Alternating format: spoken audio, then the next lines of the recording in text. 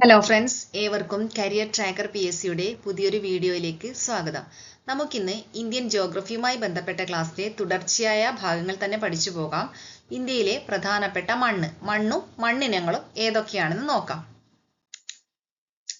ആദ്യമായി മണ്ണിനെ കുറിച്ചുള്ള പഠനം പെഡോളജി എന്നാണ് അറിയപ്പെടുന്നത്. അപ്പോൾ മണ്ണിനെ കുറിച്ച് പഠിക്കുന്ന ശാസ്ത്രശാഖയാണ് ഇത് പെഡോളജി. അതുപോലെ അന്താരാഷ്ട്ര മണ്ണ് ദിനം ഡിസംബർ 5 ആണ്. അന്താരാഷ്ട്ര മണ്ണ് ദിനമായി ആചരിക്കുന്നത് ഡിസംബർ 5 ആണ്. അന്താരാഷ്ട്ര മണ്ണ് വർഷം 2015 ഈ 3 ചോദ്യങ്ങളും ഒരുപാട് തവണ ആവർത്തിച്ചു വന്നതാണ്. മണ്ണിനെ കുറിച്ചുള്ള പഠനത്തിന് പറയുന്ന പേരെന്ത്? പെഡോളജി. അന്താരാഷ്ട്ര മണ്ണ് ദിനം ഡിസംബർ 5. അന്താരാഷ്ട്ര മണ്ണ് വർഷം 2015. അപ്പൊ ഇത്രയും ഈ 3 കാര്യങ്ങൾ മറക്കാതിരിക്കുക. അടുത്തത് soil survey of India SSI നിലവിൽ വന്നത് 1956 സോയിൽ സർവേ ഓഫ് ഇന്ത്യ നിലവിൽ വന്നത് എന്നാണ്? 1956 soil and land use survey of India നിലവിൽ വന്നത് 1958 2 വർഷം കഴിഞ്ഞ് 58 soil and land use survey of India നിലവിൽ വന്നത്. അതുപോലെ Indian institute of soil science എവിടെയാണ്? മധ്യപ്രദേശിലെ ഭോപ്പാലിലാണ്. മറക്കാതിരിക്കുക. Indian institute of soil science സ്ഥിതി ചെയ്യുന്നത് എവിടെ?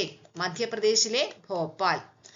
ഇന്ത്യയിലെ ആദ്യ മണ്ണ് മ്യൂസിയം എവിടെയാണെന്ന് അറിയോ? നമ്മുടെ തിരുവനന്തപുരം ജില്ലയിലെ പാറാട്ടുകോണത്താണ് ഇന്ത്യയിലെ ആദ്യ മണ്ണ് മ്യൂസിയം. മാത്രവുമല്ല, ലോകത്തിലെ ഏറ്റവും വലിയ മണ്ണ് മ്യൂസിയവും ഏതാണ്? ഈ പാറാട്ടുകോണത്ത് സ്ഥിതി ചെയ്യുന്ന മണ്ണ് മ്യൂസിയം തന്നെയാണ്. അപ്പോൾ ഇന്ത്യയിലെ ആദ്യ മണ്ണ് മ്യൂസിയം, ലോകത്തിലെ ഏറ്റവും വലിയ മണ്ണ് മ്യൂസിയം ഒക്കെ എവിടെയാണ്? പാറാട്ടുകോണത്താണ്. പാറാട്ടുകോണം എവിടെയാണ്? തിരുവനന്തപുരം ജില്ലയിലാണ്. അതുപോലെ ഇന്ത്യൻ മണ്ണിൽ ഏറ്റവും കൂടുതൽ കാണപ്പെടുന്ന ധാതുവാണ് പൊട്ടാഷ്. ഇന്ത്യൻ മണ്ണിലെ ഏറ്റവും കൂടുതൽ കാണപ്പെടുന്നത് പൊട്ടാഷും ഏറ്റവും കുറവ് കാണപ്പെടുന്ന മൂലകം സിങ്കുമാണ്. ഏറ്റവും കൂടുതൽ പൊട്ടാഷ്, കുറവ് സിങ്ക്. അപ്പോൾ പ്രധാനപ്പെട്ട 7 മണ്ണിനങ്ങളാണ് ഇന്ത്യയിലുള്ളത്. എക്കൽ മണ്ണ്, ചെമ്മണ്ണ്, കറുത്ത മണ്ണ്, ലാറ്ററൈറ്റ് മണ്ണ്, മരുഭൂമി മണ്ണ്, പർവ്വത മണ്ണ്, ലവണ മണ്ണ് എന്നിവയൊക്കെയാണ്. ഇതിൽ കൂടുതൽ മണ്ണിനങ്ങളുണ്ട്. പ്രധാനപ്പെട്ട 7 മണ്ണിനങ്ങളാണ് ഇന്ത്യയിലുള്ളത്. അപ്പോൾ മണ്ണിനെ കുറിച്ചുള്ള പഠനമാണ് പെഡോളജി. അന്താരാഷ്ട്ര മണ്ണ് വർഷം ഡിസംബർ 5. അന്താരാഷ്ട്ര മണ്ണ് ദിനം ഡിസംബർ 5. അന്താരാഷ്ട്ര മണ്ണ് വർഷം 2015. Indian institute of soil science Bhopal, മധ്യപ്രദേശിലെ ഭോപ്പാൽ. ഇന്ത്യയിലെ ആദ്യ മണ്ണ് മ്യൂസിയം പാറാട്ടുകോണം, തിരുവനന്തപുരം ജില്ല. ഈ 5 ചോദ്യങ്ങളും ഒരുപാട് തവണ ആവർത്തിച്ചു വന്നതാണ്. ബാക്കിയുള്ള കാര്യങ്ങൾ കൂടി പഠിച്ചു വെക്കുക. ഇനിയുള്ള പരീക്ഷകളിൽ ഈ ചോദിക്കാത്തതൊക്കെ ചോദിക്കാം. അടുത്തത് എക്കൽ മണ്ണ്. ആദ്യത്തെ മണ്ണിനമാണ് എക്കൽ മണ്ണ്. നമുക്ക് ഈ 7 മണ്ണിനങ്ങളും ഓരോന്നും നമുക്ക് പഠിച്ചെടുക്കാം. ആദ്യം എക്കൽ മണ്ണ്. എക്കൽ മണ്ണ് അതായത് ഹിമാലയൻ നദികളൊക്കെ വഹിച്ചു കൊണ്ടുവരുന്ന അവസാദങ്ങൾ നിക്ഷേപിച്ചാണ് എന്ത്? എക്കൽ മണ്ണ് രൂപപ്പെടുന്നത്. അപ്പോൾ ഈ എക്കൽ മണ്ണ് ഏറ്റവും കൂടുതൽ കാണപ്പെടുന്നത് ഉത്തരേന്ത്യൻ സമതലങ്ങളിലാണ്. അപ്പോൾ ഉത്തരേന്ത്യൻ സമതലങ്ങളിൽ ധാരാളമായി കാണപ്പെടുന്ന മണ്ണാണ് ഏത്? എക്കൽ മണ്ണ്. മാത്രവുമല്ല, ഇന്ത്യയിൽ ഏറ്റവും കൂടുതൽ കാണപ്പെടുന്ന മണ്ണാണ് എക്കൽ മണ്ണ്. അത് ഒരു പ്രാവശ്യം ചോദിച്ച ചോദ്യമാണ്. ഇന്ത്യയിൽ ഏറ്റവും കൂടുതൽ കാണപ്പെടുന്ന മണ്ണ് ഏത്? ഉത്തരം എക്കൽ മണ്ണ്. അതുപോലെ സിന്ധു, ഗംഗ, ബ്രഹ്മപുത്ര, നർമ്മദ, താപ്തി എന്നീ സമതലങ്ങളിലാണ് ഇത് കാണപ്പെടുന്നത്? പ്രധാനമായും എക്കൽ മണ്ണ് കൂടുതലായി കാണപ്പെടുന്നത്. ഈ എക്കൽ മണ്ണിൽ ധാരാളം പൊട്ടാഷ് ഉണ്ട്. എക്കൽ മണ്ണിൽ ധാരാളം പൊട്ടാഷ് അടങ്ങിയിരിക്കുന്നു. പക്ഷേ ഫോസ്ഫറസിന്റെ അംശം വളരെ കുറവാണ്. മറ്റൊന്നാണ് പുതിയ എക്കൽ മണ്ണിന് പറയുന്ന പേരേത്? പുതിയ എക്കൽ മണ്ണ് എന്ത് പേരിൽ അറിയപ്പെടുന്നു? ഖാദർ എന്നറിയപ്പെടുന്നു. പുതിയ എക്കൽ മണ്ണ് ഖാദർ എന്നും പഴയ എക്കൽ മണ്ണ് ഭംഗർ എന്നും അറിയപ്പെടുന്നു. നെൽകൃഷിക്ക് വളരെ അനുയോജ്യമായ മണ്ണാണ് ഏത്? എക്കൽ മണ്ണ്. ഗോതമ്പ്, കരിമ്പ്, പയറുവർഗ്ഗങ്ങൾ, എണ്ണക്കുരുക്കൾ എന്നിവയും ഈ എക്കൽ മണ്ണിൽ സമൃദ്ധമായി കൃഷി ചെയ്തെടുക്കുന്നതാണ്. അപ്പോൾ എക്കൽ മണ്ണ് ഇന്ത്യയിൽ ഏറ്റവും കൂടുതൽ കാണപ്പെടുന്ന മണ്ണാണ് എക്കൽ മണ്ണ്. പൊട്ടാഷ് ധാരാളം അടങ്ങിയിട്ടുണ്ട്. ഫോസ്ഫറസ് കുറവാണ്. പുതിയ എക്കൽ മണ്ണ് ഖാദർ എന്നും പഴയ എക്കൽ മണ്ണ് ഭംഗർ എന്നും അറിയപ്പെടുന്നു.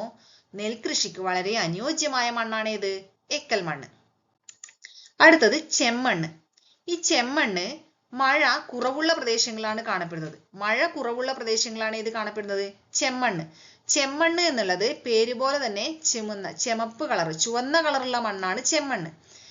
ഈ ചെമ്മണ്ണിന്റെ ചുവപ്പ് നിറത്തിന് കാരണം അയേൺ ഓക്സൈഡിന്റെ സാന്നിധ്യമാണ്. ഇരുമ്പ് ഓക്സൈഡിന്റെ സാന്നിധ്യമാണ് ചെമ്മണ്ണിന്റെ ചുവപ്പ് നിറത്തിന് കാരണം. ജലസംഭരണ ശേഷി വളരെ കുറഞ്ഞ മണ്ണാണ് ഏത്? ചെമ്മണ്ണ്. ജലസംഭരണ ശേഷി വളരെ കൂടിയ മണ്ണ് ഏതാണ്? നമ്മൾ മുൻ ക്ലാസ്സുകളിൽ പഠിച്ചിട്ടുണ്ട്, കറുത്ത മണ്ണ്, കറുത്ത പരുത്തി മണ്ണാണ് അല്ലെ.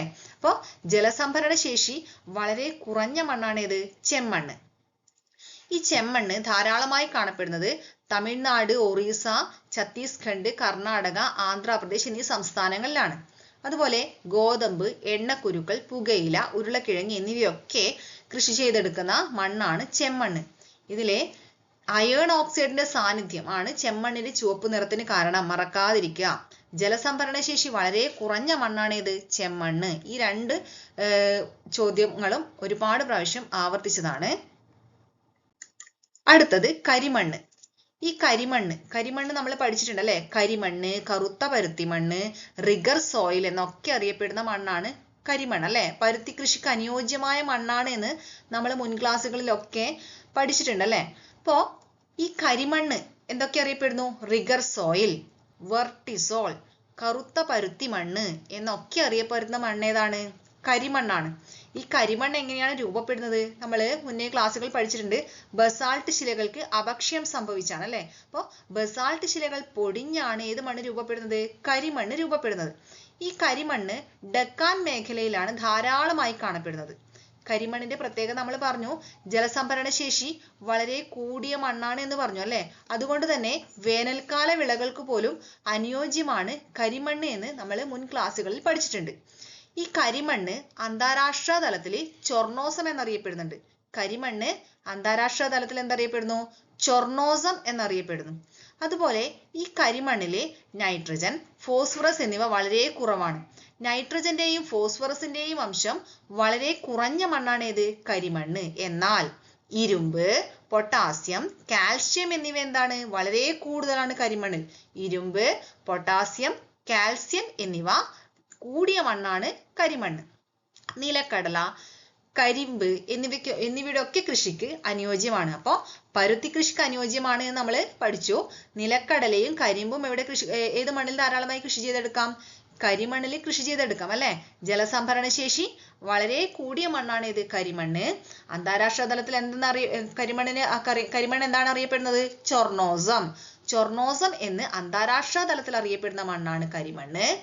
റിഗർ സോയിൽ, വെർട്ടിസോൾ, കറുത്ത പരുത്തി മണ്ണ് എന്നൊക്കെ അറിയപ്പെടുന്ന മണ്ണാണ് കരിമണ്ണ്. ഈ കരിമണ്ണ് എങ്ങനെയാണ് ഉണ്ടാകുന്നത്?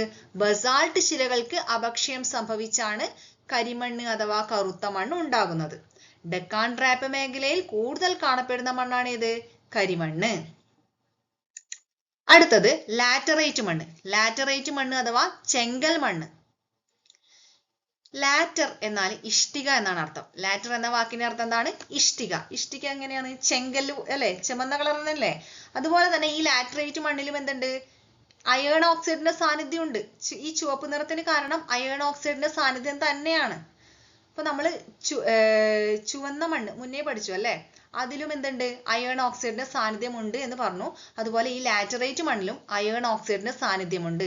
ലാറ്റർ എന്ന വാക്കിന്റെ അർത്ഥം ഇഷ്ടിക എന്നാണ്. അപ്പോൾ ഈ മണ്ണ് കാണപ്പെടുന്നത് ഉയർന്ന താപനിലയും ധാരാളം മഴയും ലഭിക്കുന്ന പ്രദേശങ്ങളാണ്. നല്ല ചൂടും നല്ല മഴയും ലഭിക്കുന്ന പ്രദേശങ്ങളിൽ. കേരളത്തിൽ ഏറ്റവും കൂടുതൽ കാണപ്പെടുന്ന മണ്ണ് ലാറ്ററൈറ്റ് മണ്ണാണ്. അതായത് മൺസൂൺ കാലാവസ്ഥാ പ്രദേശങ്ങളിൽ കാണപ്പെടുന്ന മണ്ണാണ് ലാറ്ററൈറ്റ് മണ്ണ്. ഉയർന്ന താപനിലയും മഴയും ലഭിക്കുന്ന പ്രദേശങ്ങളിൽ കാണപ്പെടുന്ന മണ്ണാണ് ലാറ്ററൈറ്റ് മണ്ണ്. അതുപോലെ ഇരുമ്പ്, അലൂമിനിയം എന്നീ ധാതുക്കൾ എന്നിവ കൂടുതൽ കാണപ്പെടുന്ന മണ്ണ് ലാറ്ററൈറ്റ് മണ്ണിലാണ്. ഇരുമ്പും അലൂമിനിയവും കൂടുതൽ കാണപ്പെടുന്നു. എന്നാൽ നൈട്രജനും പൊട്ടാഷ്യം കുറവാണ്. അതുകൊണ്ട് തന്നെ കൃഷിക്ക് അത്ര അനുയോജ്യമായ മണ്ണല്ല.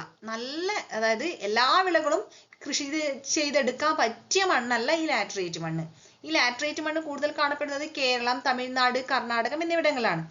ഈ ലാറ്ററൈറ്റ് മണ്ണിൽ കൃഷി ചെയ്യുന്ന വിളകളാണ് തേയില, കാപ്പി, റബ്ബർ, കശുമാവ്, തെങ്ങ് എന്നിവയൊക്കെ. മറ്റൊന്ന് മരുഭൂമി മണ്ണ്. മരുഭൂമി മണ്ണ് പേര് പോലെ തന്നെ മരുഭൂമിയിൽ കാണപ്പെടുന്ന മണ്ണ്. ഇപ്പൊ ഏത് പ്രദേശങ്ങളിലായിരിക്കും കാണപ്പെടുക?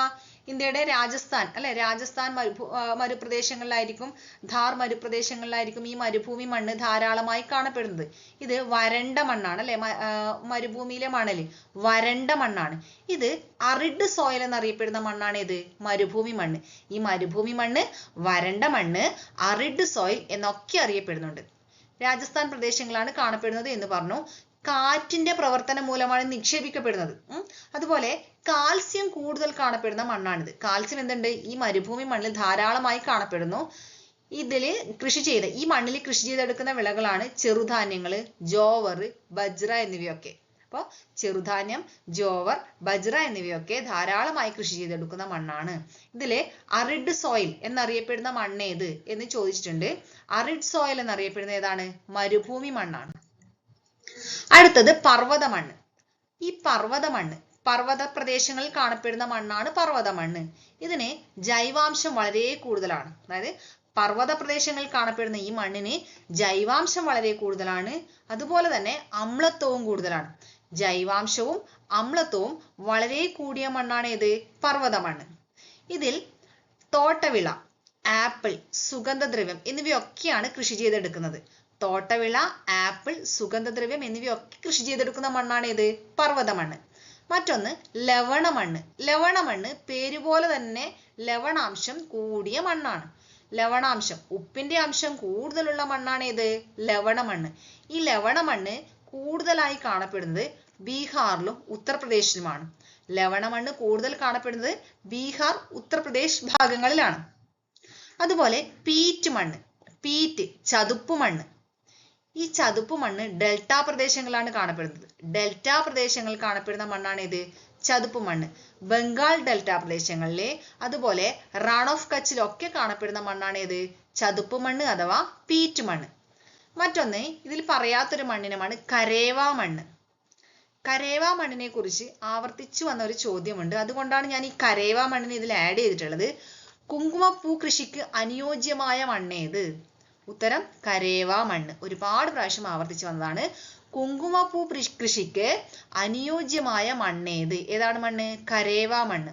ഈ കരേവ മണ്ണ് കാണപ്പെടുന്നത് രാജസ്ഥാൻ ഭാഗങ്ങളിലാണ്. അവിടെയാണല്ലോ കുങ്കുമ കൃഷി കൂടുതലായി ചെയ്യുന്നത്. അപ്പോൾ കുങ്കുമ കൃഷിക്ക് അനുയോജ്യമായ മണ്ണേത്? കരേവ മണ്ണ്. മറക്കാതിരിക്കുക. ഇത്രയുമാണ് മണ്ണുമായി ബന്ധപ്പെട്ട കാര്യങ്ങൾ.